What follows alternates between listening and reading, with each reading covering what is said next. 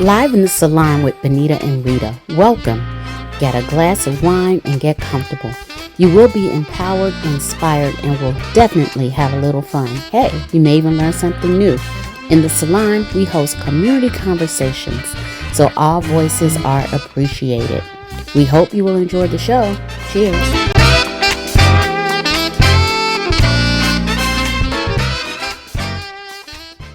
Hey there, I am Rita, and this is the live in the Salon with Benita and Rita. But I am Rita today by myself. Benita's not with me, and I want to talk seriously, and I want to be personal, and I want you to stay for this entire show because this was a subject that just literally landed in my lap. It just landed in my spirit. It was something that I felt like I want to talk about, and that is caregivers.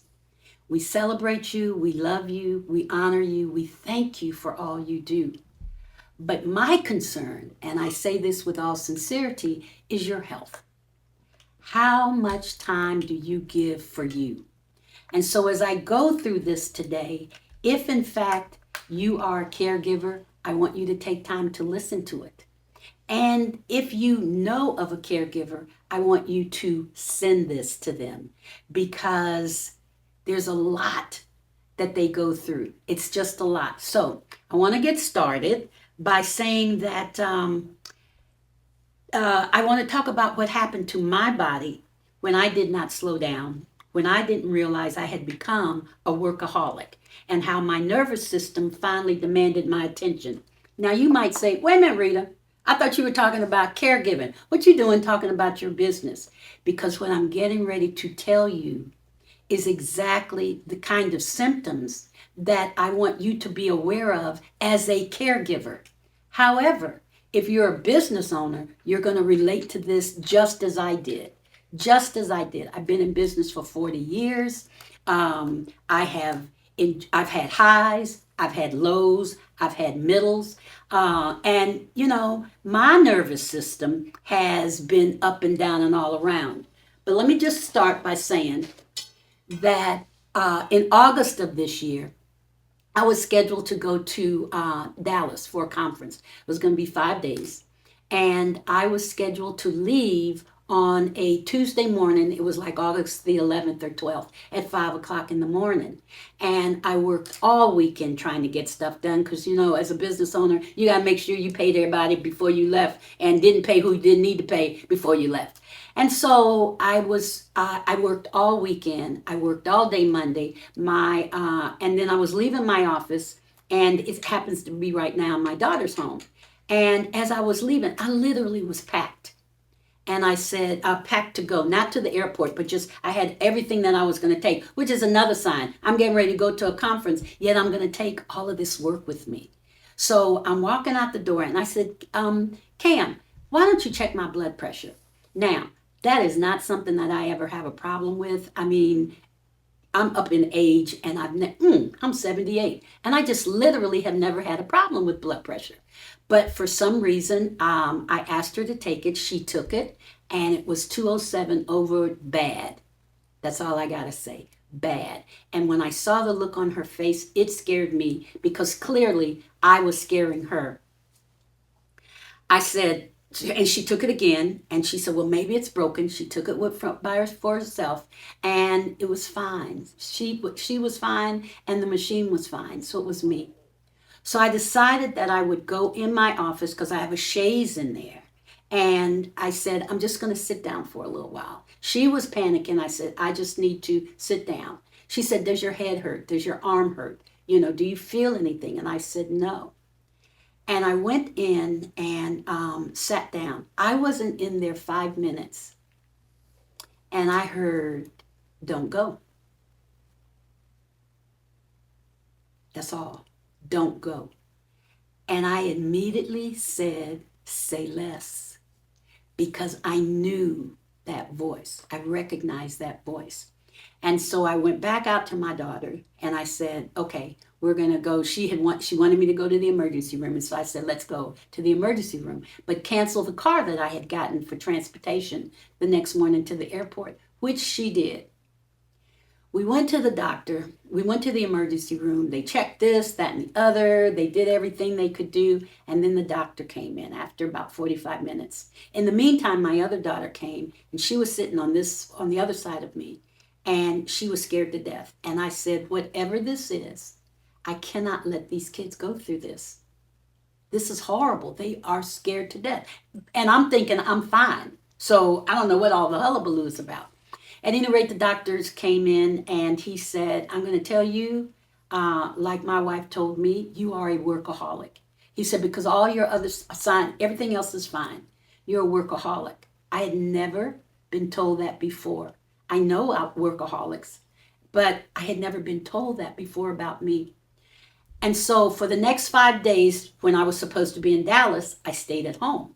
My kids took my phone and my computer, so I had a chance to regroup and figure out who I am. Now remember, I am a transformational expert, and so I know what it takes to go through transformations. And the last 2 years, I've been experiencing that.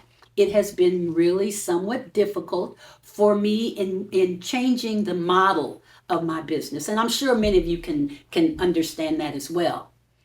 So when he said workaholic, I literally, and as I was in the bed the next couple of days, I realized that there was something flourishing in me, and it had been.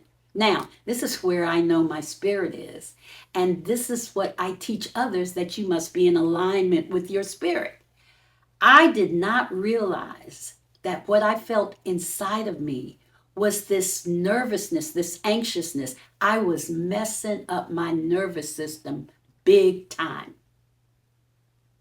I was messing it up because I wasn't paying attention. And so I was going from here to there and everywhere, not paying attention. And I need you to understand that I would have still been going. Well, I don't know that I would have still been going, because I don't know what would have happened had I gotten on the airplane that morning, or what would have happened the 5 days I was out in Dallas, which was going to be rolling back and forth and doing all kinds of things. My point is that if it can happen to me, it can happen to you. And so we have to pay attention to our bodies. What happened with that feeling that I had inside, which I had gotten used to, and I felt like it was normal. It was, it wasn't any big thing. That's what we do. We begin to ignore, because it's like, oh, this will go away. And I know it will go away once I come back from Dallas, but it doesn't go away. It simply gets worse and worse. So I really thought that I knew me. I really thought that I took care of me, because like I say, this is what I tell other folks to do. This is what I tell my clients to do. But I need you to know that I lived in constant alert mode. I was listening for the next problem, the next client. How could I work with them? I was carrying emotional weight, particularly as it related to my business that wasn't always mine, and my body was braced, even when I was sitting still. And that kind of living changes you. So I need you to know, again, caregivers, high blood pressure is not just about salt or age or symptoms. For many of us, it can be years of unprocessed stress, responsibility, and silence, which we never allowed ourselves to have. I know silence. I'm getting ready to tell you more about silence, but I just need you to know it wasn't the kind of solid, complete, quality silence that I had been taking in this last 2 years because of the work that I was doing with my business. So I want to tell you caregivers, I want to tell you entrepreneurs, whether it's your baby, if it's your baby, you can love deeply and still be overextended. You can be strong and still be exhausted. You can be high functioning, ask me how I know, and still be unwell. You do not have to earn your time to rest. You do not have to justify getting rest. And most importantly, you are allowed to care for yourself. You are allowed to care for yourself. Now, I want to talk about silence. I've been practicing silence since 2009. I love the quiet. And what I want you to begin doing, there's a couple ways that you can do this. One, you can go in the closet, cut the light off, put an eye mask on, and just be quiet. I know it will be difficult at first because there's noise everywhere, but you have to be determined that you're going to stay in there for 15 or 20 minutes. And the more you practice it, the better it will be. And you will also be able to discern your voice from your creator's voice. But you have to do it consistently. You have to be silent. And I tell everybody that you must first journal because you got so much in your head. So if you journal first, you're downloading a lot of what is in your head. And if you are able to download that, the more you do the downloading, the more you're going to realize a lot of this is just stupid stuff that's been living rent-free in my head. Let me get it out. Because where you're trying to get to is alignment with your spirit. You want to be in alignment with your spirit. You want to hear yourself think. And that's what silence does. So you journal first. And then you find a book that's very positive. There's plenty of them out there. Daily sayings, weekly sayings. You can write. You can go to my shop, and I've got a journal. And I also have a hashtag just for today, which has 365 amazing tasks that you can do in a year just to keep you settled.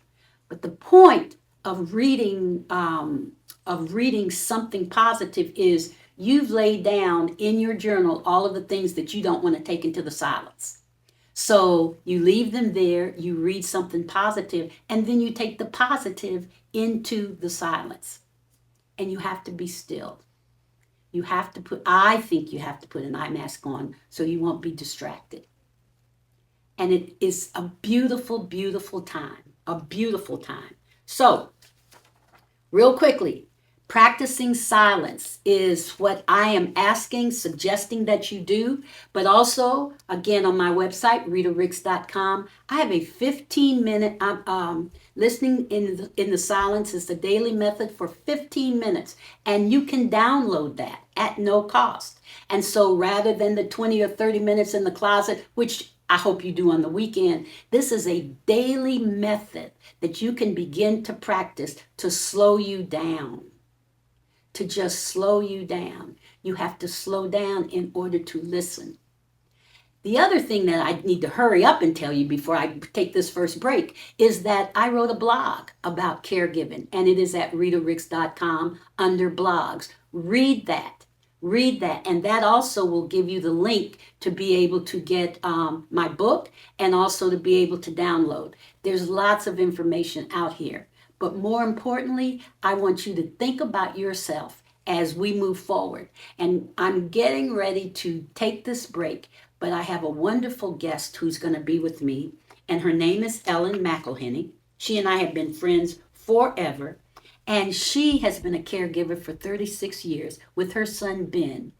And Ben has trisomy 9, which is a form of cerebral palsy. And so I can't wait for you to hear her. I know you will be able to relate to her, but I hope that I have been able to at least give you a minute to realize that you are important too. You are so important. And what will happen if something happens to you? Then who's going to take your place? So as we go to break, I just want you to think about what I've shared, because it really, I went through an experience and I don't want to go through it again, because again, my blood pressure is now being, it's moderated and it's okay, but I don't ever want that to happen again. Okay? So stay with me. I can't wait for you to meet Ellen, and we'll be right back. Hey everybody. Thanks for staying with us. I'm Rita Ricks with Live in the Salon with Benita and Rita. And I hope you heard my first segment. And this is obviously a continuation. This is my friend Ellen McIlhenny, as I said, who has been a caregiver for her son for 36 years.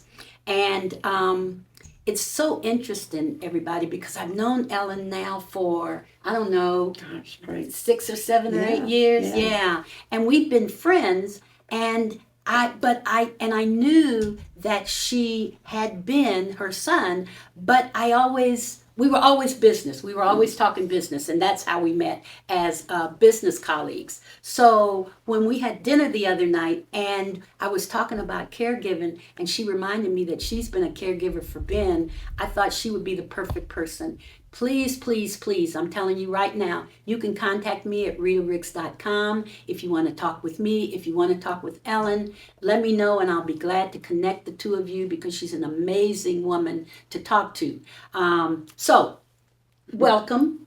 Thank you. I'm so glad you're here. Yeah. I'm so glad that you're here. And didn't this happen organically? Yeah, it did. Yeah, I mean, yeah. it came up at dinner. At dinner, yeah. So, let's talk about Ben. Let's Okay. start from the beginning with Mr. Ben McIlhenny. Well, so Ben was born 36 and a half years ago. Mm-hmm. I had a normal pregnancy, but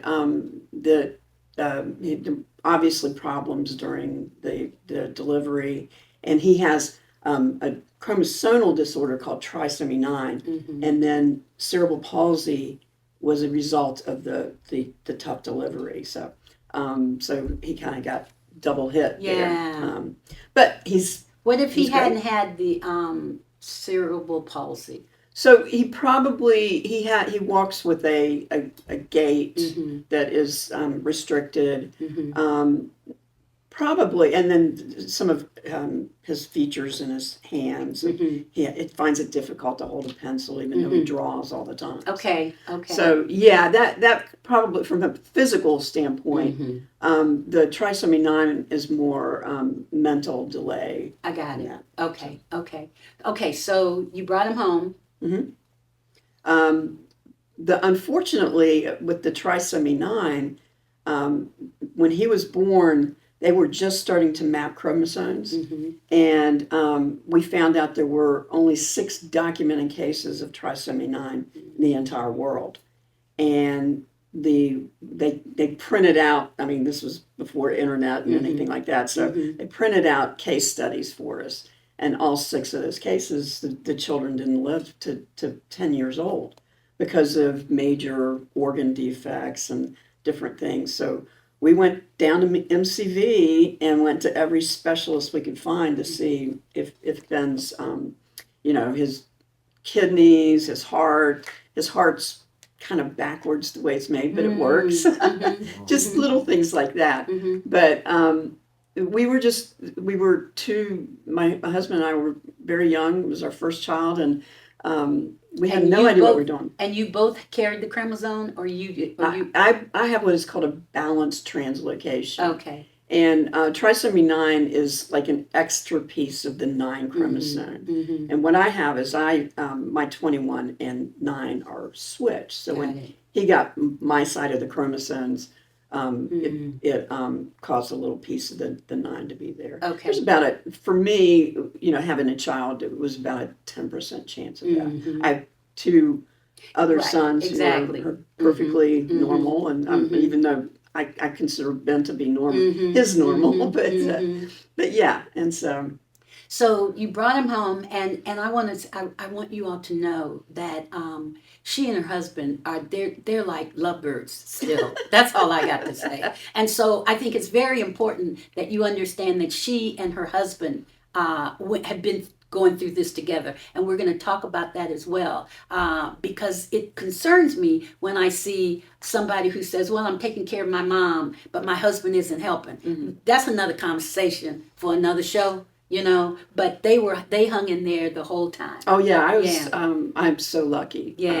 Because I belonged to parent organizations when Ben was younger, and I saw a lot of single women raising young children that their husband either just left or sometimes it breaks up the marriage.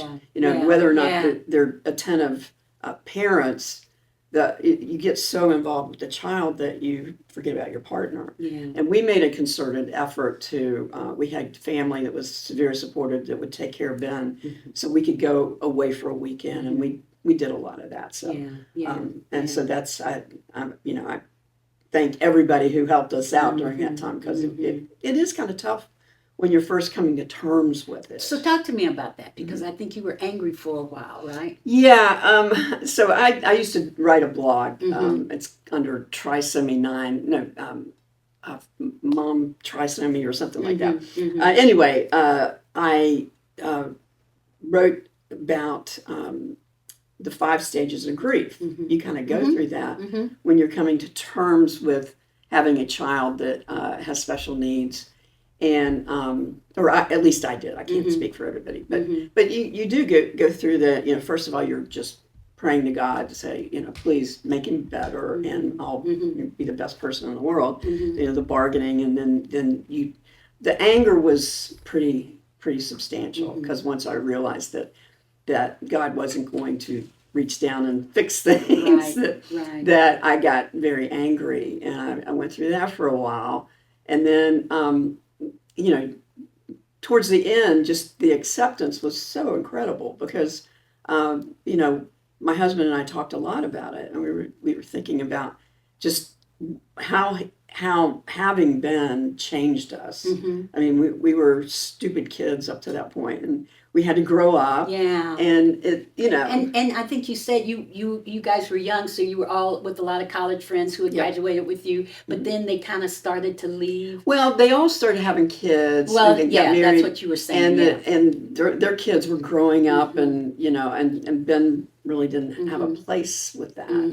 So yeah, it wasn't anything against my friends or anything. It was just that it was harder for us. And I went through a period where we wouldn't go out very much. We wouldn't take him out because it was just so difficult. And could he not talk for a while, or he's nonverbal? Yeah. Okay. He has a few words. He has mama. He calls everybody mama, and he calls his dad Dida, and he calls his brothers That's what he calls them. Okay. But yes, he doesn't have a very large vocabulary. Yeah. But he has a way of being able to tell us exactly what he wants. So he's pretty. If we have him at home, obviously he can't be left alone. But if we have him at home, he's just off doing his own thing. He can get himself something to eat. Can he really? Yeah, good. I mean, he doesn't cook or anything. Neither do I. So but he does. He'll go in the pantry and get a snack or something like that. So, how did you feel? Because how old was Ben when you had your next son? He was 8. Okay, so talk to us about that. What made that decision? Well, we had this. I think that we obviously have met many doctors over the years, and we met a guy who was a neurologist, and he said, we don't know what's going to happen with Ben. You just have to go with the flow. He goes, nobody can tell you exactly what his outcome is going to be, because nobody knows. And I was like, thank you, because all the people who have talked to me have always told me a bad outcome. They say never walk. Well, he walks faster than I do. Right. They said he could never hold a pen, and he draws all the time. So, I learned not to, I learned to take what they said with a grain of salt. So, but this neurologist, he said that, the best thing for Ben would be to have siblings. And I'm like, okay, we can do that. But we did have some difficulties, trying to get pregnant and all that kind of stuff. But 8 years later, his brother Woody came along, and Woody was. Were you apprehensive at all, or were you? Oh, I was extremely apprehensive. Were you? Yes.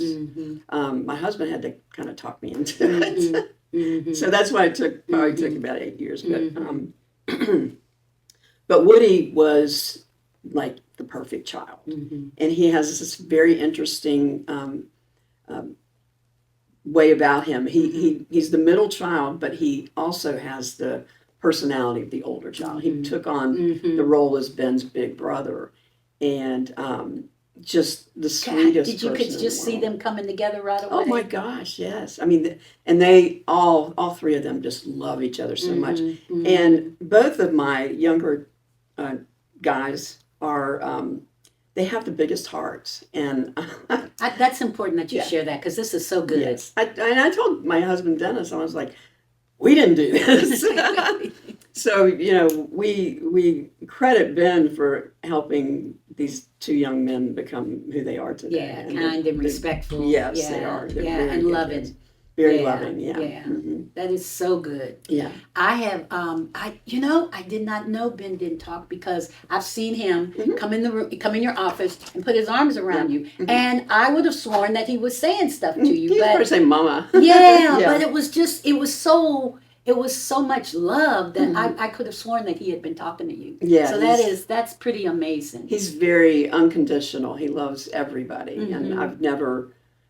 I've never seen us. I mean, he used to fight with his brothers and Mhm, things like that, the normal mhm, stuff. But mhm. but he's always just had the biggest heart, Yeah. and anybody who comes into our lives, he Mhm. welcomes them. Because we just got a new daughter-in-law. Hmm. Yeah. Yes, we have a new Mhm. daughter-in-law a year and a half ago. And Yeah. Ben is all Oh, he Yeah. loves Allison. Good, Yes, he good. loves her very much. So I just think I think that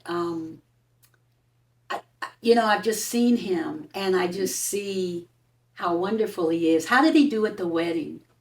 oh, he did great. Did he? Yeah, he's always the most popular person in the Uh-huh. room, so Mhm. he made his rounds to all Uh-huh. the guests and everything. And he carries around a bag of little Matchbox type cars, and he'll sit at the table and just play with them. Got it. And he draws. He Yeah. also has a sketch pad and some pens, Mhm, mhm. and that's his two favorite things in the world. Yeah, I So, love it. yeah. I love it. Mhm. So, did you reconnect with God?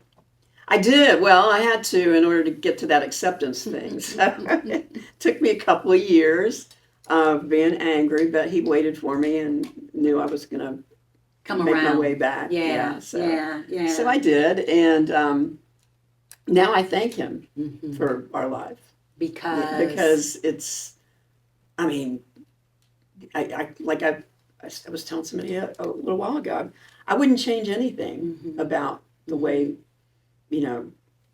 our life happened. Mhm. And yes, like I said, it is challenging. Yeah. It can be Yeah. very challenging sometimes. And we can't be impulsive about anything. We have to Got do a it. lot of Yeah. planning Yeah, for trips and things Yeah. like that. yeah, And, yeah. but my youngest son, CW, is now Ben's caregiver when we go away. Okay, He good. takes him because he lives here with us. He lives here in Richmond. Yeah. He lives Mhm. downtown Good. Richmond. So Good.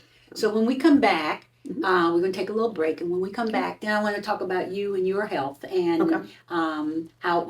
how you have managed you okay. in the process. All right. Okay. Yep. All right, everybody. We'll be right back. Stay with us.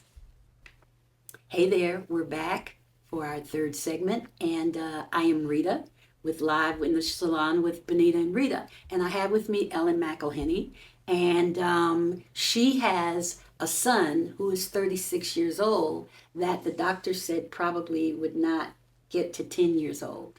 And so this has been an amazing conversation. Even though I've known Ellen for a long time, we've never really had this conversation about Ben. So Ellen, what I know you had your sister-in-law who would keep Mhm. Ben sometime, Yep. but you worked.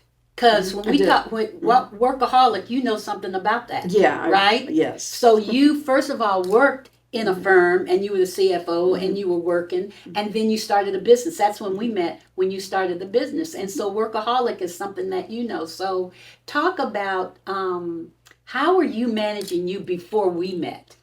So we were extremely lucky when Ben graduated from high school, which was before I started my business. Mm-hmm. He got a Medicaid waiver and has been going to a day support program in Hanover County for since he got out of school, which has been about 15 years. So he goes there during the day. So it gave me the opportunity to do my work during the day, and then he. Do they teach? Do they actually teach, or do they just allow them to be themselves? They do. They don't really teach, Mhm. but he does have. He still has like an IEP where Okay. they work on certain things. Mhm, mhm. So it's Tell them mostly what an IEP is. it's a individual education program. Yeah. But it's more self-care than anything now. Than they don't do math or anything like that. But he goes there. But they do, one of the things they do that Ben loves is they go out in the community and they deliver Meals on Wheels. And they, one day they'll go out to lunch, and so we'll send money, and he can go out to lunch with everybody. So they try to interact with the community as much as possible. So you had that almost 15 years with your sister-in-law, and then you decided to leave the big business world and come and start your own, which, by the way, has been incredibly successful. But it was hard work. But yeah, because again, that's when we met. So talk about that. Talk about going into business. Now you're at home. Ben is there. It's not sometime, or other family members. How was that for you? Because the boys weren't. When I met you, CW hadn't gone to college. Not yet. Yeah, he was still in high school. Yeah.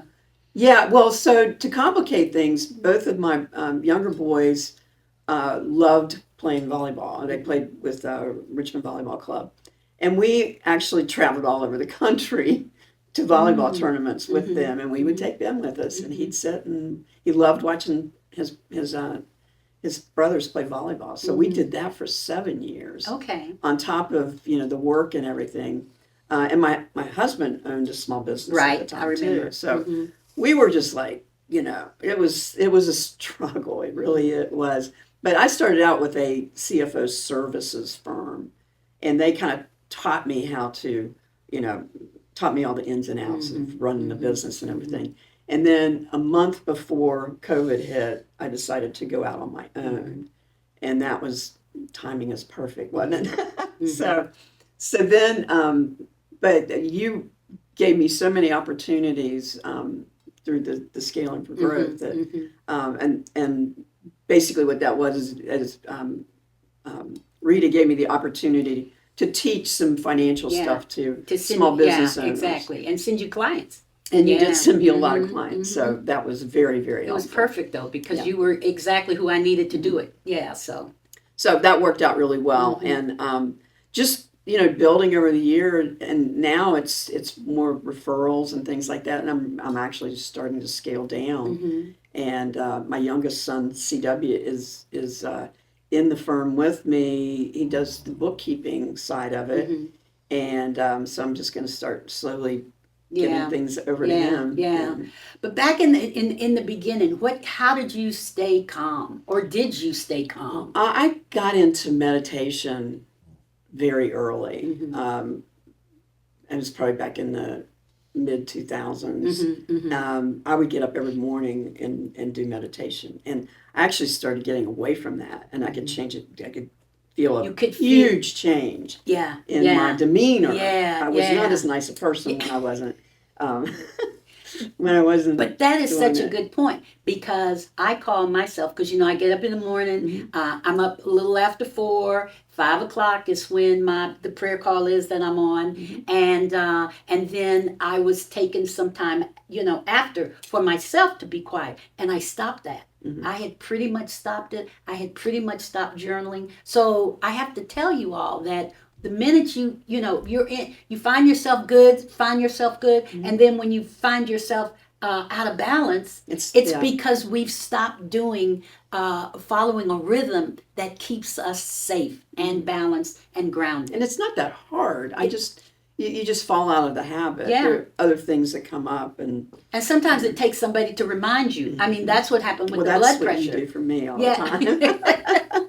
But it's like with the blood pressure, it reminded me, when was the last time? And so one of the things that I did, and then I'm going to ask you some changes you made, but I have a trainer. And so I was doing this prayer call at 5, and then I was going to a fitness trainer at 6 o'clock in the morning. Been doing this for at least 10 years. And so when I was at home that 5 days, I finally decided I don't have to go to him till 7:15. I mean, there's room, he's got room for me then. I don't have to be there at 6. So that means I don't interrupt the prayer call that I'm on. I don't interrupt my silence time where I'm just still in the dark before the sun comes up, and that's what keeps me grounded. It's what keeps me grounded. So what did you do other than my reminding you? Constantly. No, So I had gotten, one of the things about working remote is you become very sedentary. And so, and my husband and I were just talking about this morning, is in January we are going to put a walking regimen get in. up. Yeah, get up. Because and we get do up. have a dog that we take for walks, but, you know, I find those getting shorter and shorter. So we're gonna put a pretty tough regimen in.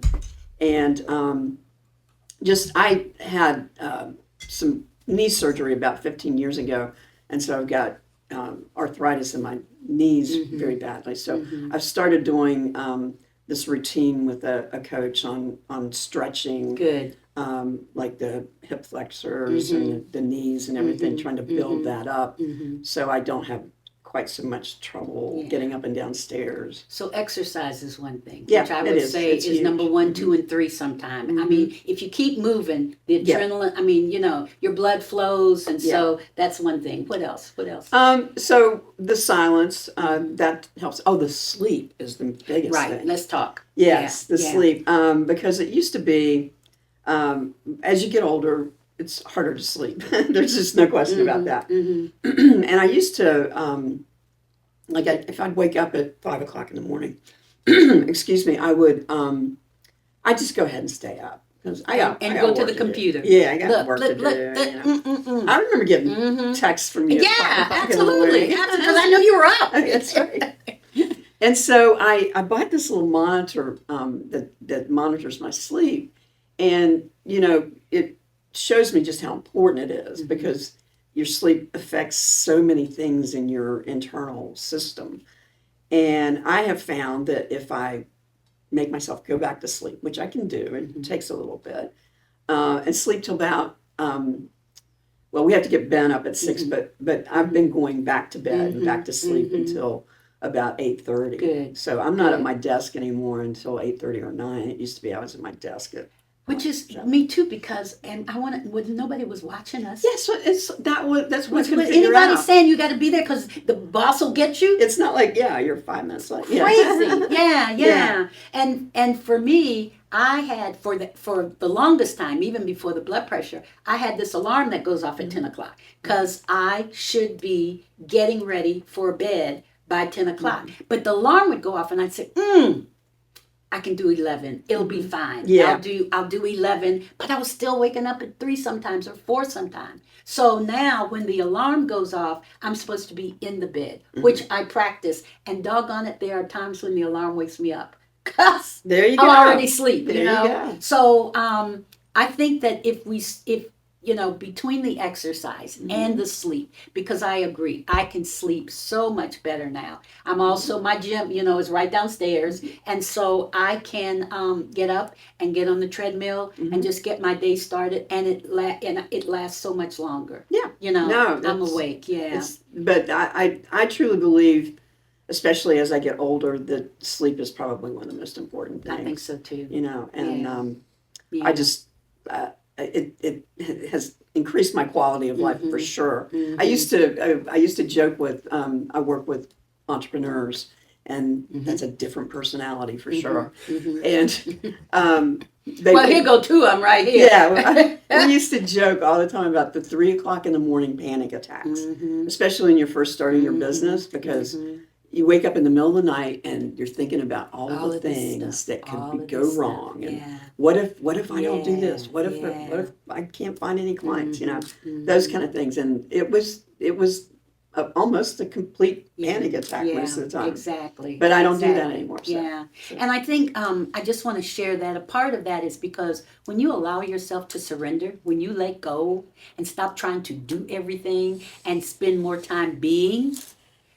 silent, being quiet, being still, the other stuff will get done. Yeah. And that's what happened to me. And I am the first to say, you know, that I use the word God because that's what I call him. But I didn't think he was going fast enough. And so I said, well, let me help you. Let me just help you, God. I can help you because we're not going as quickly as I think we should. And that's what got me in the predicament I was in. I'm not supposed to do it all. None of us are. We're supposed to have slow down. just slow down, just slow down and listen. And let me just say this: the best ideas come to you when you're quiet. It is amazing. And the more you practice it in the morning, the more you'll hear it all day. You will hear it. That's what happened with us. You know, I mean, you will hear it all day. And so I just want you all to slow down and listen. I also want you again to go to ritaricks.com because my blog is there. And what did I name it? Anyway, it has to do with the caregiver, okay? Being a caregiver. And also, I would love for you to contact me to let me know what you thought about this segment, how I can help you. You know, I offer 30 minutes. That is not, it's not a sales call. It is a conversation where I listen to you and give you recommendations or suggestions, but you have to take advantage of it. That's why we're doing this. I have other blogs on there that may help you as well, but you got to stay in contact with me so I'll know. And subscribe to the channel. Subscribe to the Rita Ricks channel as well as the Live in the Salon channel because we've got a lot of it. We've got a lot of good information for you. And this is not what I'm typically supposed to say that we're going in the new year because it dates it, but we are going to into the new year. We'll be in the new year by the time you see this.